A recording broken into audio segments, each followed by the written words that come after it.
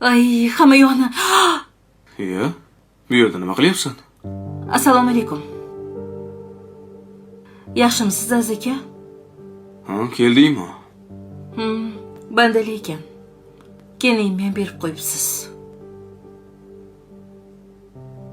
Joylar jannatdan bo'lsin. Qachon kelding? Ko'p bo'lmadi. Erim qamalib qoldi. U yoqda ham karantin bo'lib qoldi. Ketishga to'g'ri kelib qoldi. O'g'lingmi?